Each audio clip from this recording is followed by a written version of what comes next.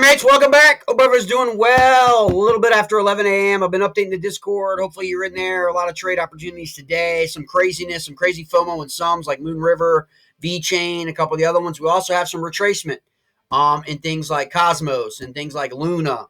So there's a lot going on, obviously, because it's the first full trading week of the new year, and we know what happens then. We are looking at Vechain. I'm going to tell you what. I talked about this about, I want to say 2 or 3 weeks ago, maybe even a month ago. Vechain's basically been left for dead. Okay. I mean, that's basically what's happening in Q4. Okay.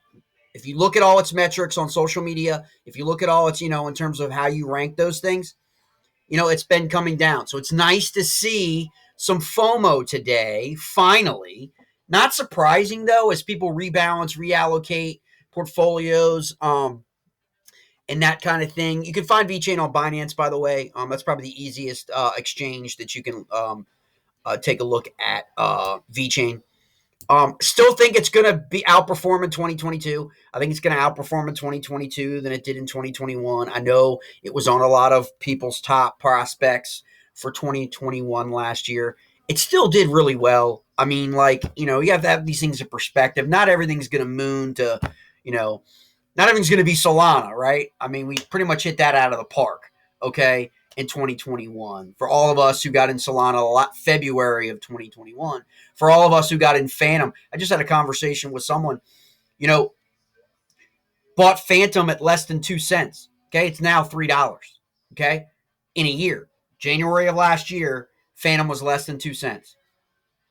January 2022, it's about $3, okay? So these things roll this way, right? When we take a look at Vechain right now, obviously in a buy-up scenario, obviously we've got some FOMO. We're sitting on a 10x a buy-up leverage trade.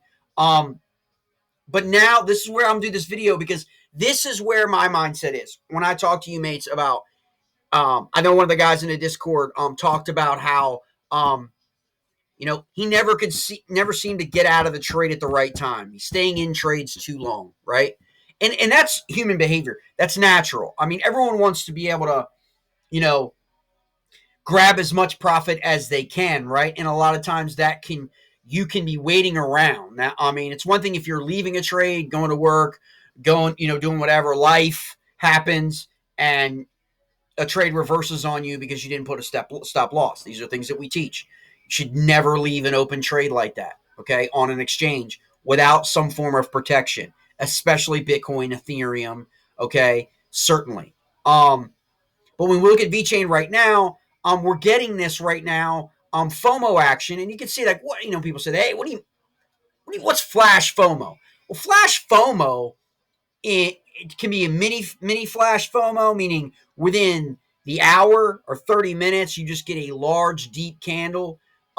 That's more like flash. These are flash can't. It's a 4-hour shtick, okay? But I'll change over to the 1 hour and I'll show you what I'm talking about. And then you can just get moderate FOMO where people slowly, you've seen that since Christmas in some of these coins, where it's been each day the 4-hour. It's the 4-hour shtick is going, you're setting higher highs, right?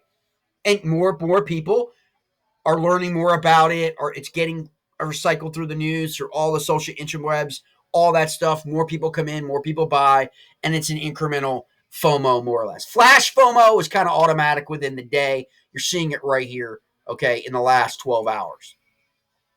Okay?